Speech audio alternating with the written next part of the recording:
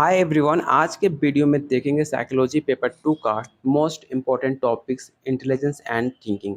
ऐसे टॉपिक से आपके पिछले बार एग्जाम में 8 से 10 क्वेश्चन पूछे गए थे जो आपके आने वाले एग्जाम के लिए काफ़ी ज़्यादा इंपॉर्टेंट है। इसलिए एक भी क्वेश्चन बिना स्किप किए आप वीडियो के अंत तक जरूर देखना। सारे क्वेश्चन आपके एग्जाम के लिए काफ़ी ज़्यादा इंपॉर्टेंट है। तो चलिए शुरू करते हैं आज का पहला क्वेश्चन। लेकिन उससे पहले अगर आप बीपीएससी या स्टेट या झारखंड लेडी सुपरवाइजर की तैयारी कर रहे हैं तो आपको सिलेबस के अकॉर्डिंग 2000 से ज़्यादा जो आपके सिलेबस में जो यूनिट दिए गए हैं, जो टॉपिक दिए गए हैं, उस टॉपिक से हमने 2000 से ज़्यादा क्वेश्चन रेडी किए हैं आपके प्रीवियस ईयर क्वेश्चन के पैटर्न पे, जो आपको मिलेगा सिर्फ 200 में। अगर आपने एनसीईआरटी क्लास 11-12 का एनसीईआरटी एमसीक्यू लेना चाहते हो तो आपको मिलेगा 151। इस अगर आप कॉम्बो लेते हो तो कॉम्बो में मैंने शामिल किया प्रैक्टिस सेट, जिसके अंदर आपको क्वेश्चन आंसर और आसान भाषा में व्याख्या सहित आपको प्रैक्टिस सेट मिल जाएगा, जिसे आप बेटर तैयारी कर सकते हो। ये सब कुछ मिलेगा सिर्फ 300 में। लेने के लिए आप मुझे इस नंबर पे व्हाट्सअप कर सकते हो, जिसमें आपको झारखंड लेटेस्ट सुपरवाइजर जो आपका सिलेबस है उस सिलेबस के अकॉर्डिंग भी मैंने आपको क्वेश्चन रेडी किया हुआ है। साथ में आपका प्रीवियस ईयर क्वेश्चन और साथ में प्रॉपर गाइड कैसे मैंने अपना पेपर स्टेट और बीपीएससी क्वालिफाई किया है, सेम आपको उसी तरह शॉर्ट टर्म में आपको कैसे तैयारी करना है, किस टॉपिक पे ज़्यादा फोकस करना है, साथ में सब कुछ आपको प्रॉपर गाइड किया जाएगा। तो लेने के लिए आप मुझे इस नंबर पे व्हाट्सअप कर सकते हो, बाकी डिटेल्स आपको यहाँ पर शेयर कर दी जाएंगी। तो चलिए शुरू करते हैं आज का पहला क्वेश्चन। बुद्धि का सबसे सामान्य प्रकार क्या है? पहला ऑप्शन है स्वगात्मक बुद्धि, सामाजिक, तार्किक मौखिक बुद्धि, या ऑप्शन डी है शारीरिक बौद्धिक बुद्धि। तो क्वेश्चन फर्स्ट का जो राइट आंसर होगा ऑप्शन सी, तार्किक मौखिक बुद्धि। अगला क्वेश्चन काफी आसान और हर बार आपके पेपर में पूछे जाने वाला सवाल है कि मेंटल एज की अवधारणा किसने दी? पहला ऑप्शन है गार्डनर, अल्फ्रेड बिने, स्पीयरमैन, या ऑप्शन डी है एस्टन बाग।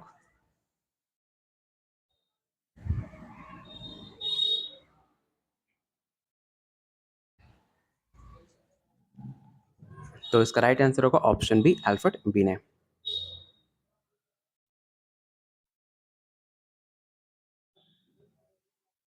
रॉबर्ट एस्टेनबॉक की त्रिकोणीय बुद्धि सिद्धांत में कौन सा आयाम शामिल नहीं है? पहला ऑप्शन है विश्लेषण, रचनात्मक, सांकेतिक, या ऑप्शन डी है व्यवहारिक।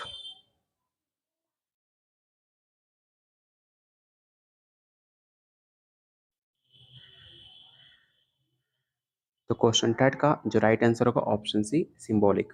सिंबॉलिक जो है आपका रॉबर्ट एस्टेनबॉक का जो सिद्धांत है उसमें त्रिकोणीय बुद्धि का अंतर नहीं आता है। ऑप्शन इसका सी राइट आंसर होगा।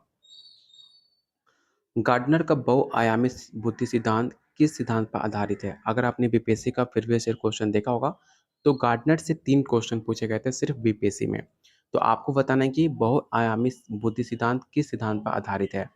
तो इसका पहला ऑप्शन है बौद्धिक सिद्धांत, ऑप्शन बी है कई स्वतंत्र बुद्धियों का सिद्धांत, एकल मानव बुद्धि सिद्धांत, या ऑप्शन डी है सामान्य बुद्धि सिद्धांत। तो इसका राइट आंसर होगा ऑप्शन बी, कई स्वतंत्र बुद्धियों का सिद्धांत। क्योंकि गार्डनर ने आठ आठ सिद्धांत दिए थे बुद्धि के, इसलिए इसे कई स्वतंत्र बुद्धियों का सिद्धांत पर आधारित माना जाता है, जो कि राइट आंसर होगा ऑप्शन बी। अगला क्वेश्चन, क्रिएटिव थिंकिंग के लिए आवश्यक क्या है? मात्रात्मक तर्क, अनुरूपता, मौलिकता, या ऑप्शन डी है मानक बुद्धि। तो क्वेश्चन 5 का जो राइट आंसर होगा ऑप्शन सी हो जाएगा, इसे आप याद रखना। संज्ञानात्मक असंगति का सिद्धांत किसने दिया है? जीन पियाजे ने, स्किनर ने, फेस्टिंगर, या ऑप्शन डी है सिगमंड फ्रायड। तो याद रखना, जीन पियाजे ने कॉग्निटिव डेवलपमेंट का सिद्धांत दिया है, स्किनर ने ऑपरेंट कंडीशनिंग का सिद्धांत दिया है, फेस्टिंगर ने संज्ञानात्मक असंगति का सिद्धांत दिया है, और फ्रायड ने मनोविश्लेषण या मनोज्ञात्मक का सिद्धांत दिया है। ये चारों जो वैज्ञानिक हैं इन्होंने अपना अलग अलग सिद्धांत दिया है, इसे आप याद रखना जो मैंने आपको नाम बताया। तो क्वेश्चन 6 का जो राइट आंसर होगा ऑप्शन सी हो जाएगा। अगला क्वेश्चन काफी इंपॉर्टेंट है। ग के सिद्धांत के प्रवर्तक किसे माना जाता है? पहला ऑप्शन है पियाजे, ऑप्शन बी है गार्डनर, ऑप्शन सी है स्पीयरमैन, या ऑप्शन डी है एस्टनबॉक।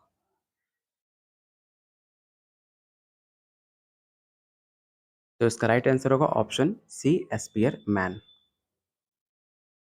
क्वेश्चन नंबर 8, सांकेतिक बुद्धि किस प्रकार की सोच को दर्शाता है? मतलब आपको बताना है जो सिंबॉलिक आपने देखा होगा सिंबॉलिक बुद्धि वो किस तरह का रिप्रेजेंट करता है आपको ये बताना है। पहला ऑप्शन है अनुशासनात्मक, व्यवहारिक, क्रिएटिविटी या ऑप्शन डी है एनालिसिस। तो क्वेश्चन 8 का जो राइट आंसर होगा ऑप्शन सी हो जाएगा। कौन सा सिद्धांत सामान्य बुद्धि को समझता है? तो कौन सा सिद्धांत सामान्य बुद्धि को समझाता है? तो याद रखिएगा एकल सिद्धांत, जो कि राइट आंसर होगा ऑप्शन बी।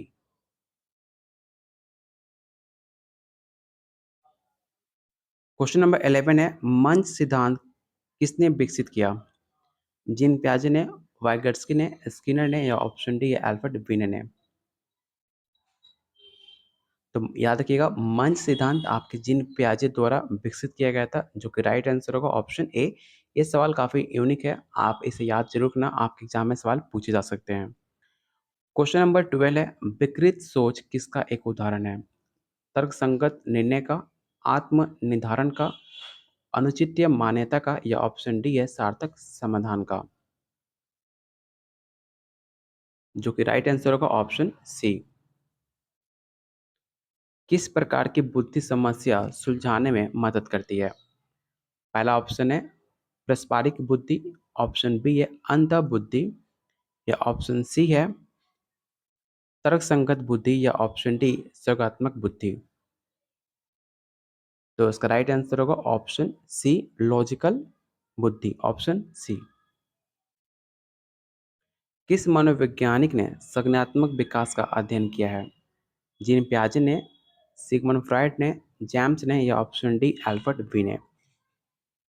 तो जस्ट मैंने आपको बताया था कॉग्निटिव डेवलपमेंट का अध्ययन जीन पियाजे ने किया है, इसे आप याद रखिएगा, जिन्होंने 4 स्टेज बताए थे। तो ऑप्शन इसका ए राइट आंसर होगा।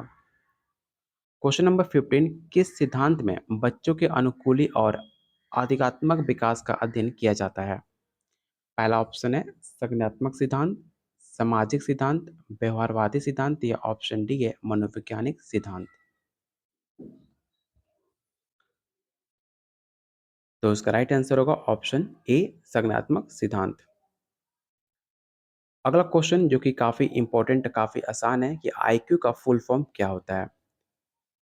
तो याद रखिएगा आईक्यू का फुल फॉर्म होता है इंटेलिजेंस क्वोशिएंट, जो कि बहुत सारे बच्चे गलती करते हैं। ए, बी और डी में आप कंफ्यूज हो सकते हो, इसलिए आप इसे ध्यान से ऑप्शन को देख सकते हो, जो कि काफी इंपॉर्टेंट है। ऑप्शन इसका डी राइट आंसर होगा। क्वेश्चन नंबर 17, अवधारणा का निर्माण में कौन सा चरण शामिल है? पहला ऑप्शन है विश्लेषण, संश्लेषण, अनुप्रयोग या ऑप्शन डी है मूल्यांकन। तो इसका राइट आंसर होगा ऑप्शन बी संश्लेषण। किस सिद्धांत में वयस्कों के संज्ञानात्मक विकास का वर्णन किया गया है? पहला ऑप्शन है सांकेतिक सिद्धांत, व्यवहारिक, संज्ञानात्मक या ऑप्शन डी है मानसिक सिद्धांत। तो क्वेश्चन 18 का जो राइट आंसर होगा ऑप्शन सी हो जाएगा संज्ञानात्मक सिद्धांत। क्वेश्चन नंबर 19, उपयुक्त ज्ञान की अवधारणा किसने दी है? अल्फ्रेड वीने ने, वाइगट्स्की, पियाजे या ऑप्शन डी है स्किनर। जिन्होंने पेड नोट्स लिया हुआ है बीपीएससी 3 का या बीपीएससी 4.0 का, तो आप मुझे व्हाट्सअप करके इस प्रैक्टिस सेट का नोट्स ले सकते हो, क्योंकि मैंने आपसे प्रॉमिस किया जब तक आपके एग्ज़ाम नहीं हो जाते, आपके एग्ज़ाम तक जो भी इंपॉर्टेंट टॉपिक्स होंगे, जो भी इस वीडियो में आपको कराए जाएंगे, वो सारे पीडीएफ आपको शेयर किए जाएंगे। तो आप मुझे व्हाट्सअप करके इसका नोट्स आप ले सकते हो। तो क्वेश्चन 19 का जो राइट आंसर होगा ऑप्शन बी हो जाएगा लेव वागेट्सकी। क्वेश्चन नंबर 20, किस प्रकार की बुद्धि में भाषा का काफी महत्व होता है? पहला ऑप्शन है शारीरिक बुद्धि, ऑप्शन बी है तर्कसंगत, मौखिक या ऑप्शन डी है प्रास्पिक। तो इसका राइट आंसर होगा ऑप्शन सी मौखिक बुद्धि।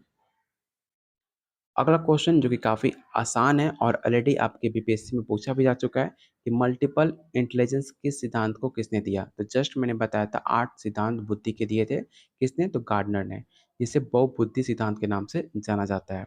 तो ऑप्शन इसका सी, सॉरी ऑप्शन ए इसका राइट आंसर होगा।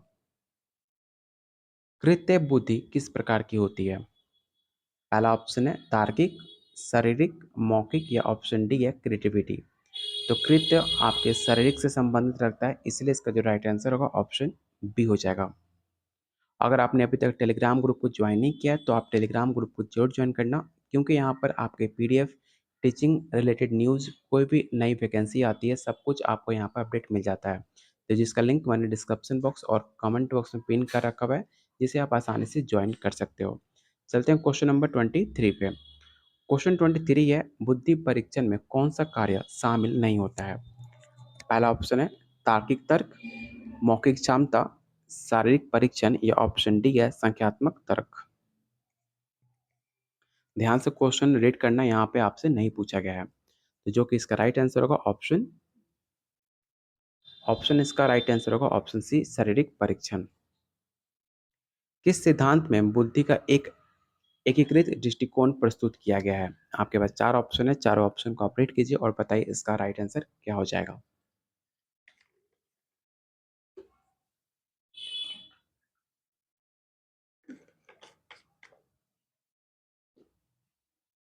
तो क्वेश्चन 24 का जो राइट आंसर होगा ऑप्शन ए हो जाएगा। अगला क्वेश्चन जो कि काफी इंपॉर्टेंट है, बाइनरी थिंकिंग में कौन सा तत्व शामिल नहीं है? पहला ऑप्शन है द्विध्रुवीयता, तर्क संगतता, सामान्यता या ऑप्शन डी है विरोधाभास। तो क्वेश्चन 25 का जो राइट आंसर होगा ऑप्शन बी हो जाएगा। क्वेश्चन नंबर 26, मानसिक लचीलापन किस प्रकार की सोच को दर्शाता है? चलिए इसका ऑप्शन देख लेते हैं। पहला ऑप्शन है संकीर्ण सोच, दृढ़ता, सामान्य या ऑप्शन डी है प्रवृत्तियात्मकता। तो क्वेश्चन 26 का जो राइट आंसर होगा ऑप्शन डी हो जाएगा। किस प्रकार की सोच में मौलिकता का महत्व दिया जाता है? तो याद रखिएगा, इसका राइट आंसर ऑप्शन बी होगा, रचनात्मक सोच, ऑप्शन बी। किस प्रकार की बुद्धि में संगीत की समझ शामिल होती है? ये सवाल सेम आपके प्रीवियस ईयर बीपीएससी में पूछे जा चुके हैं, आप जाकर एग्जाम में पूछ सकते हो, जो कि आपके बहुबुद्धि सिद्धांत से संबंधित रखता है। तो याद रखिएगा कि जो बुद्धि में संगीत होती है, उसमें जो समझ शामिल होती है वो होती है आपका संज्ञानात्मक बुद्धि, जो कि आपके गार्डनर के साहब के द्वारा दिए गई एक बुद्धि का सिद्धांत माना जाता है, जो कि राइट आंसर होगा ऑप्शन सी। किस मनोवैज्ञानिक ने आईक्यू की गणना का सूत्र दिया? आपने देखा होगा आईक्यू का सूत्र, तो आपको बताना है किसने दिया था। पहला ऑप्शन है पियाजे, जो कि काफ़ी कोई बच्चा गलत काट टिक आउट कर देगा, क्योंकि जीन पियाजे ने आईक्यू के बारे में कुछ जिक्र नहीं किया था। तो सेकंड ऑप्शन है टर्मन, ऑप्शन सी है बिनेट या ऑप्शन डी है एस्ट्रेन। तो इसका राइट आंसर होगा ऑप्शन डी। कौन सा तत्व संज्ञानात्मक सोच का हिस्सा नहीं है? पहला ऑप्शन है विश्लेषण, संश्लेषण, निष्कर्ष या ऑप्शन डी है प्रवृत्ति। जब भी आपसे बात की जाए कॉग्निटिव थिंकिंग के बारे में, तो कॉग्निटिव थिंकिंग आपकी प्रवृत्ति के बारे में जिक्र कभी नहीं करता, वो बात करता है आपका एनालिसिस और आपका संश्लेषण के बारे में और आपका रिजल्ट के बारे में, जो कि राइट आंसर होगा ऑप्शन डी, क्योंकि आपसे नहीं पूछा गया था। क्रिस्टलाइज्ड बुद्धि का मुख्य घटक क्या है? एक और बेहतरीन क्वेश्चन जो आपके एग्जाम के लिए काफ़ी ज़्यादा इंपॉर्टेंट है। याद रखिएगा, क्रिस्टलाइज बुद्धि का मौखिक ज्ञान का एक घटक माना जाता है, जो कि राइट आंसर होगा ऑप्शन ए। थिंकिंग में लचीलापन, फ्लेक्सिबिलिटी इन थिंकिंग किसके साथ जोड़ा जा सकता है? पहला ऑप्शन है स्टीरियोटाइपिंग, ऑप्शन बी है क्रिएटिविटी, ऑप्शन सी है प्रतिबद्धता या ऑप्शन डी है सांस्कृतिक मान्यताएं। तो याद रखिएगा, जब भी बात की जाएगी फ्लेक्सिबिलिटी इन थिंकिंग की, तो जो आपका क्रिएटिविटी है उसके साथ इसका संबंध रखा जाता है, जो कि राइट आंसर होगा ऑप्शन बी क्रिएटिविटी। मानसिक प्रतिमान, मेंटल सेट क्या होता है? पहला ऑप्शन है समस्या समाधान में गतिशीलता, मानसिक अवरोध, मौलिकता या ऑप्शन डी है पूर्व स्थापित सोच। तो जो अगर आपका मेंटल सेट हो चुका कि जीन्स पहनना लड़कियों के लिए सही नहीं होता, तो आपका पूर्व स्थापित सोच है, मतलब पहले का सोच है, इसलिए आप ऐसा थिंकिंग रखते हो, जो कि आपके माइंड में वो सेट हो चुका है, उसको कहा जाता है मानसिक प्रतिमान, जो कि राइट आंसर होगा ऑप्शन डी। फ्लूइड इंटेलिजेंस का उपयोग किस कार्य में अधिक होता है? पहला ऑप्शन है समृद्ध भाषा ज्ञान, नवीन समस्याओं का समाधान, सामाजिक कौशल या ऑप्शन डी है योगात्मक नियंत्रण। तो क्वेश्चन 34 का जो राइट आंसर होगा ऑप्शन बी हो जाएगा। एस्टनबर्ग का त्रिकोणीय बुद्धि सिद्धांत किस बुद्धि को शामिल नहीं करता? एक और बेहतरीन क्वेश्चन है, इसे आप जरूर याद रखना। ठोस बुद्धि, इसका जो राइट आंसर होगा ऑप्शन सी ठोस बुद्धि, जो कि ट्रायंगुलर बुद्धि है, उस सिद्धांत में इसे शामिल नहीं किया गया है, जो कि स्टर्नबर्ग के द्वारा दिया गया एक सिद्धांत माना जाता है। तो जो कि इसका राइट आंसर होगा ऑप्शन सी। गार्डनर के अनुसार प्रकृतिवादी बुद्धि का क्या उपयोग है? इसे आप विवेक क्वेश्चन टिक आउट कर सकते हो, आपके एग्जाम के लिए काफ़ी ज़्यादा इंपॉर्टेंट है। बात की जा रही है प्रकृतिवादी, जो कि आपके इन्वायरमेंट पैटर्न को समझने के लिए उपयोग किया जाता है। अगर आपसे पूछ लेता डांस बुद्धि, तो इसका राइट आंसर होता संगीतात्मक बुद्धि। अगर आपसे पूछ लेता लॉजिकल थिंकिंग के बारे में, लॉजिकल बुद्धि के बारे में, तो राइट आंसर होता तार्किक तर्क। तो ऐसे क्वेश्चन को देखकर आपका आंसर बदल सकता है। अगर आपसे पूछा जा रहा है प्राकृतिकवादी के बारे में, तो आपके इन्वायरमेंट पैटर्न के बारे में इससे बात किया जाएगा, जो कि राइट आंसर होगा ऑप्शन सी। स्टैनफोर्ड बिनेट बुद्धि परीक्षण किस पर केंद्रित है? काफ़ी इंपॉर्टेंट क्वेश्चन है, याद रखिएगा। स्टैनफोर्ड बिनेट जो है आपके आईक्यू, आपके मेंटल एज को लेकर काफ़ी ज़्यादा ध्यान केंद्रित करता है, जो कि राइट आंसर होगा ऑप्शन सी मानसिक आयु, जिसे आप मेंटल एज के नाम से जानते हो। कौन सी अवधारणा प्रोत्साहन से जुड़ी हुई है? पहला ऑप्शन है समस्या का त्रिभुज समाधान, स्थिर सोच, समस्या में विचार के लिए समाधान, या ऑप्शन डी है त्वरित समाधान। तो इसका जो राइट आंसर होगा ऑप्शन सी हो जाएगा। एप्टीट्यूड टेस्ट का मुख्य उद्देश्य क्या है? आपने बहुत सारे एप्टीट्यूड टेस्ट देखा होगा, इसका मतलब क्या होता है, इसके उद्देश्य क्या होते हैं, आपको ये बताना है। तो पहला ऑप्शन है बुद्धि का माप, रुचियों का मूल्यांकन, भविष्य की संभावनाओं का मूल्यांकन, या ऑप्शन डी है सकारात्मक गुण। तो क्वेश्चन 39 का जो राइट आंसर होगा ऑप्शन सी हो जाएगा, भविष्य का संभावनाओं का मूल्यांकन, ऑप्शन सी। किस प्रकार की सोच में तर्क संगतता का और साक्ष्य का उपयोग होता है? आपके पास चार ऑप्शन है, चारों ऑप्शन को रीड कीजिए और बताइए इसका राइट आंसर क्या हो सकता है। तो इसका राइट आंसर होगा ऑप्शन ए। कौन सा सिद्धांत सामान्य बुद्धि को बढ़ावा देता है? काफ़ी आसान क्वेश्चन है, मैंने कई बार आपको बता चुका हूँ कि सामान्य बुद्धि पूछ ले या फिर आपसे स्पेशल बुद्धि या विशिष्ट बुद्धि के बारे में पूछ ले। सामान्य बुद्धि और स्पेसिफिक बुद्धि आपके स्पीयरमैन के द्वारा दिया गया सिद्धांत है, जिसे आप जीएस या जनरल टू स्पेसिफिक नाम से जानते हो, जो कि राइट आंसर होगा ऑप्शन सी जी सिद्धांत। अगर यहाँ आपसे यहाँ पूछता विशिष्ट बुद्धि को बढ़ावा कौन देता है, तो यहाँ पर होता है एस सिद्धांत, जिसे आप स्पेसिफिक सिद्धांत के नाम से जानते हो, जो कि स्पीयरमैन के द्वारा टू फैक्टर थ्योरी के नाम से भी इसे जाना जाता है, जो कि राइट आंसर होगा ऑप्शन सी। समस्या समाधान के लिए सामूहिक सोच का उपयोग किस प्रकार की सोच को बढ़ावा देता है? एकल सोच, रचनात्मक, संरचित या विश्लेषण। तो क्वेश्चन 42 का जो राइट आंसर होगा ऑप्शन बी क्रिएटिविटी। अगला क्वेश्चन है स्व प्रेरणा, जो आप खुद से अंदर से मोटिवेट होते हो उसे कहा जाता है इंस्ट्रिक मोटिवेशन। किस प्रकार की गतिविधियों को बढ़ावा देती है? एक्सटर्नल पुरस्कार, इंटरनल संतुष्टि, सामाजिक स्वीकृति आधारित, या ऑप्शन डी अनुकरण आधारित। तो याद रखिएगा, जो इंसान खुद से मोटिवेट होता है, अंदर से मोटिवेट होता है, वो लाइफ में काफ़ी ज़्यादा सक्सेस पाता है। क्योंकि एक्सटर्नल मोटिवेशन, आप संदीप मैसे का वीडियो सुन लो, चाहे आप किसी का भी वीडियो सुन लो, सिर्फ आप शॉर्ट टर्म तक आप मोटिवेट हो सकते हो। लेकिन अगर आप इंटरनल मोटिवेशन हो, तो आप लॉन्ग टर्म तक, अपने जॉब तक, अपने फ्यूचर जब तक अचीव नहीं कर लेते हो गोल को, तब तक आप मोटिवेशन, अगर अंदर से आप मोटिवेट रह सकते हो। इसलिए आपको सबसे ज़्यादा इंपॉर्टेंट होता है इंटरनल मोटिवेशन, जो कि आंतरिक संतुष्टि आधारित होती है, जो कि राइट आंसर होगा ऑप्शन बी। न्यायिक सोच किसके साथ जुड़ी होती है? तो याद रखिएगा, क्रिटिकल थिंकिंग जो होती है, जो न्यायिक सोच होती है, आपके डिसीजन लेने पे डिपेंड होता है कि आप डिसीजन कैसे लेते हो मुश्किल समय में, जो कि राइट आंसर होगा option A. Question 45, associative thinking का मुख्य लाभ क्या है, जिसे आप संबंध सोच के नाम से जानते हो? चलिए इसका ऑप्शन देख लेते हैं। पहला ऑप्शन है एकल दृष्टिकोण, विस्तृत दृष्टिकोण, त्वरित, या ऑप्शन डी है बाधित दृष्टिकोण। तो क्वेश्चन 45 का जो राइट आंसर होगा ऑप्शन बी हो जाएगा। मौलिक सोच का मुख्य तत्व क्या है? निष्क्रियता, प्रतिरोध, नवीनता या ऑप्शन डी है स्थिरता।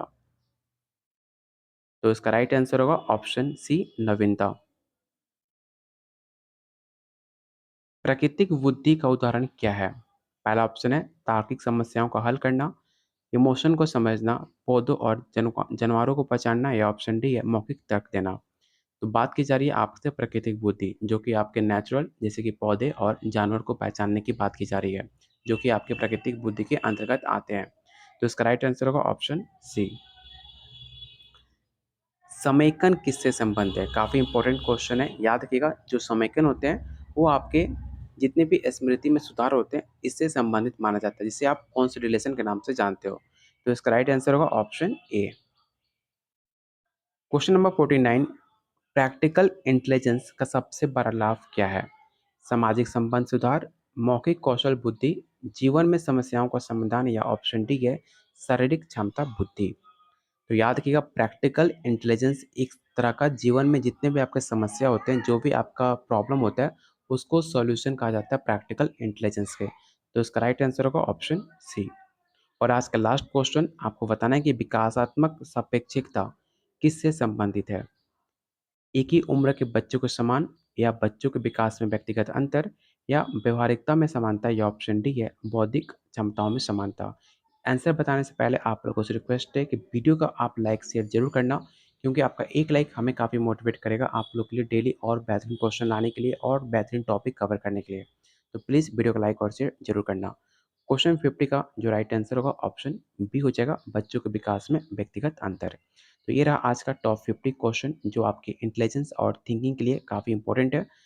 अगर आप इसका पेड नोट्स लेना चाहते हो तो सिर्फ आपको 300 में आपके यूनिट वाइज सिलेबस के अकॉर्डिंग 2000 से ज़्यादा आपको एमसीक्यू, साथ में मोस्ट इम्पोर्टेंट जो पिछले बार जिस टॉपिक से ज़्यादा क्वेश्चन पूछे गए थे उस टॉपिक से रिलेटेड आपको एमसीक्यू, साथ में आपको मैंने इस नोट्स में शामिल किया प्रैक्टिस सेट, क्वेश्चन आंसर, साथ में व्याख्या सहित, और मोस्ट इम्पोर्टेंट एनसीईआरटी और प्रीवियस ईयर क्वेश्चन, साथ में आपको गाइड भी किया जाएगा कैसे आप शॉर्ट टर्म में पेपर क्वालिफाई कर सकते हो। ये सब कुछ आपके बीपीएससी स्टेट और झारखंड लेडी सुपरवाइजर के लिए, सबके लिए अलग नोट्स मैंने बनाया हुआ है, जो आप ले सकते हो सिर्फ 300 में। तो लेने के लिए आप मुझे इस नंबर पे व्हाट्सअप करो, बाकी डिटेल्स आपको यहाँ पर शेयर कर दी जाएंगी। तो मिलते हैं बहुत जल्द अगले वीडियो में, तब तक के लिए कीप वॉचिंग, कीप शेयरिंग।